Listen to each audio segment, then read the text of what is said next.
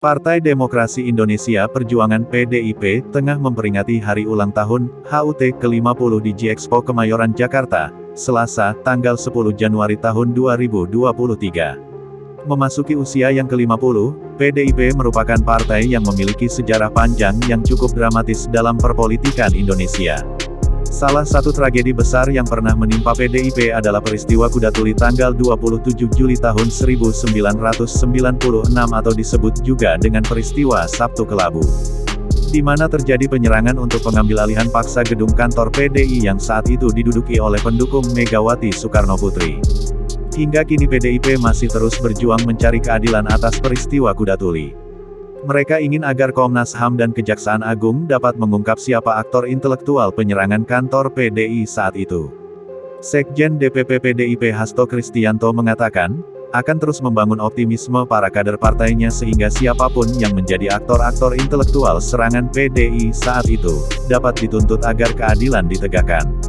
Tragedi tanggal 27 Juli tahun 1996 selalu dikenal dengan nama, Kerusuhan 27 Juli alias Kuda Tuli.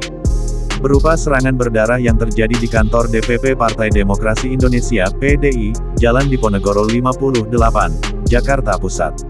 Sabtu pagi kala itu, 5 orang meninggal dunia serta ratusan lainnya luka-luka. Kantor yang dikuasai pendukung Megawati Soekarnoputri diambil alih secara paksa oleh massa Surjadi Sudirja, Ketua Umum PDI versi Kongres Medan. Catatan yang dihimpun dari berbagai sumber, Selasa tanggal 27 Juli tahun 2021, mengungkapkan penyerbuan itu ditengarai ada keterlibatan aparat TNI Polri. Peristiwa itu meletupkan kerusuhan yang meluas di beberapa wilayah Jakarta, khususnya kawasan Jalan Diponegoro, Salemba, dan Kramat. Beberapa kendaraan dan gedung terbakar.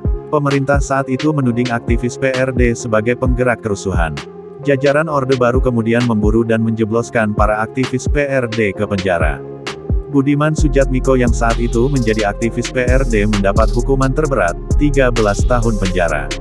Presiden Soeharto dan pembantu militernya diduga merekayasa Kongres PDI di Medan dan mendudukan kembali Surjadi sebagai Ketua Umum PDI. Upaya pemerintahan Orde Baru menggulingkan Megawati pun dilawan pendukung Megawati lewat gelaran mimbar bebas di kantor DPP PDI Jakarta.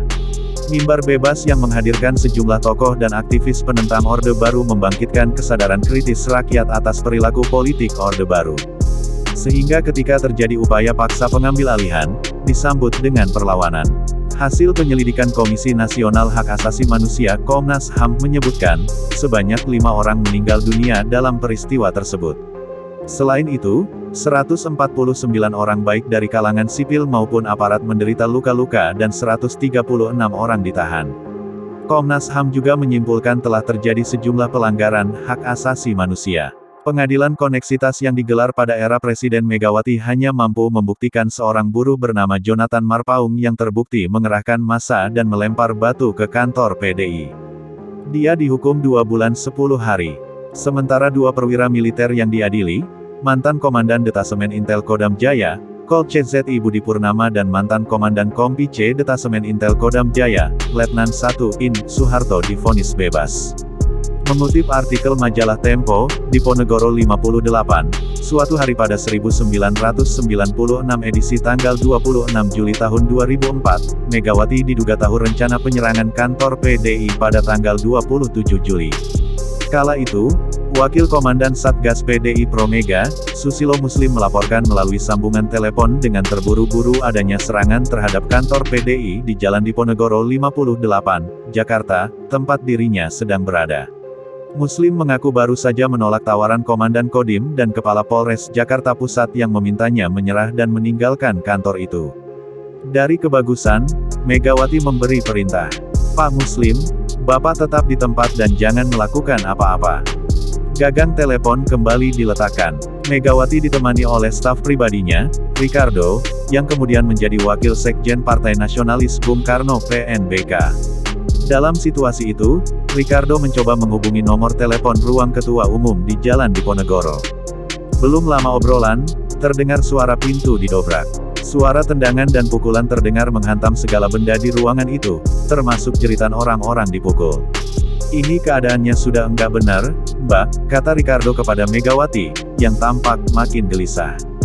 Sekarang saya mau bilang apa, mau ngapain? Sudah, kamu temani saya di sini, jawab Mega. Ricardo juga mendapat perintah untuk memusnahkan sejumlah dokumen yang kira-kira tidak baik, begitu istilahnya. Tidak lama, satu persatu tokoh pendukung Megawati datang, mulai dari Sopan Sopian, Mangara Siahaan, Dimyati Hartono, Eros Jarot, dan beberapa tokoh lainnya.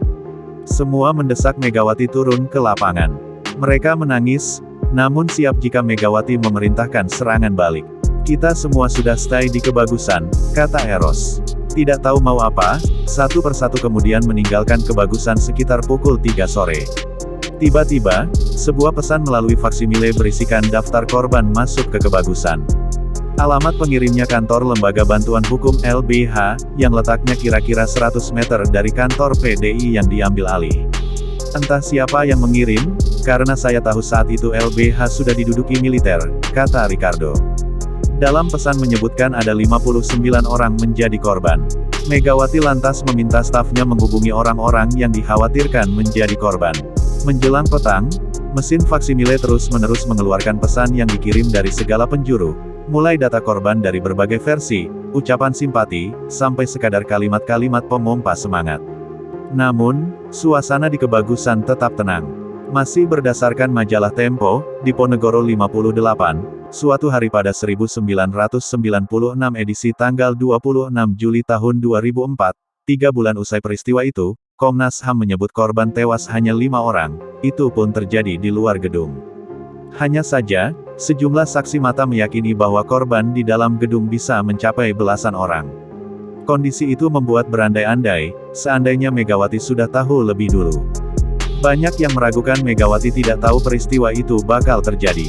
Salah satunya Alex Widya Siregar, saat itu menjadi wakil bendahara PDI versi Surjadi yang mengaku bertanggung jawab atas penyerbuan itu. Pada tanggal 21 Juli Alex merekrut seseorang bernama Sena Bella yang mengaku sebagai koordinator preman di Kebun Raya Bogor. Sena ternyata gagal membuktikan janjinya membawa 5.000 preman untuk membantu penyerbuan. Alex yang marah kemudian mengusir Sena. Sena ternyata langsung membelot ke kubu Mega dan membocorkan rencana penyerangan itu. Ketua Tim Pembela Demokrasi Indonesia (TPDI) RO Tambunan mengatakan bahwa Megawati pernah berterus terang kepadanya. Saat itu, Megawati mengaku mendapat informasi penyerbuan akan dilakukan pada hari Sabtu dari seorang mantan petinggi militer. Benny Murdani. Dia telepon saya, kata Tambunan menirukan ucapan Megawati. Bahkan dalam persidangan kasus korban tanggal 27 Juli yang berlangsung setahun setelah peristiwa penyerangan, Megawati juga mengaku sudah tahu rencana tersebut sebelum hari penyerangan. Dia, Megawati, sudah tahu 2 hari sebelumnya, kata Eros Jarot, yang mendirikan PNBK. Aktivis pergerakan yang terlibat panggung demokrasi di Jalan Diponegoro juga disebut sudah tahu. Sejak pukul 2 malam, Eros memerintahkan mereka keluar dari Diponegoro, hanya saja masih ada yang tinggal. Seperti Albert, yang akhirnya mengalami luka sobek di kepala. Pernyataan Eros dikuatkan Haryanto Taslam, yang saat itu menjabat Wakil Sekjen DPP PDI.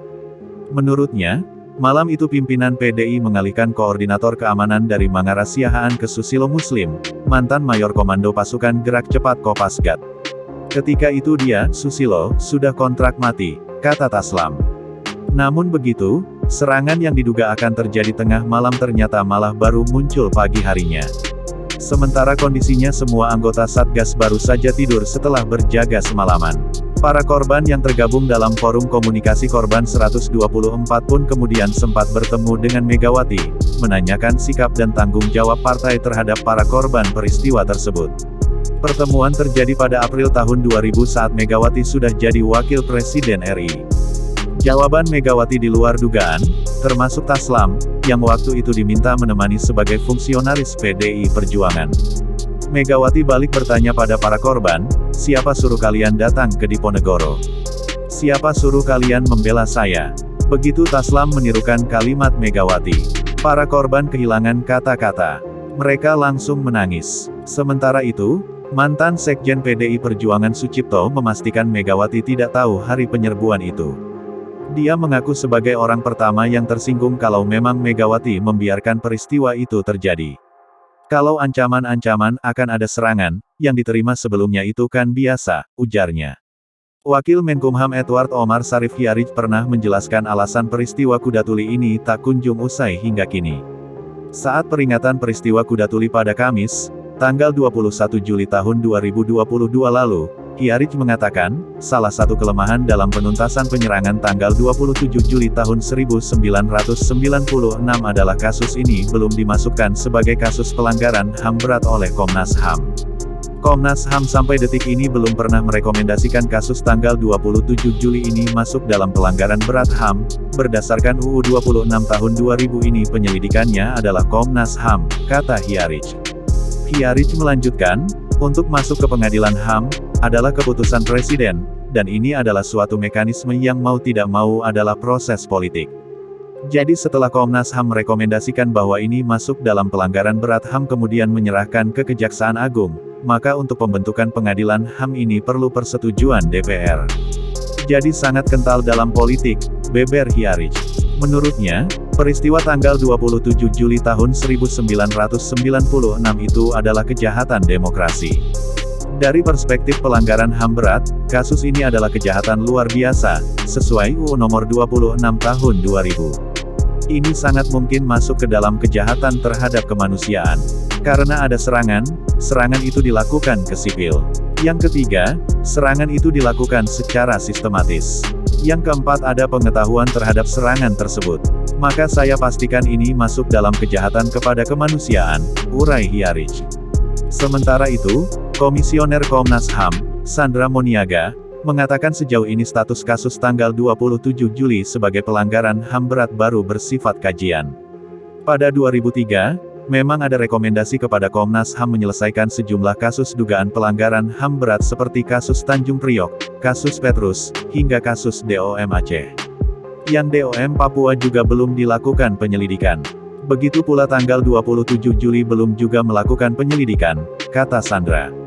Menurutnya, penyelidikan Pro Justia terhadap tanggal 27 Juli belum dibahas lagi oleh Komnas HAM.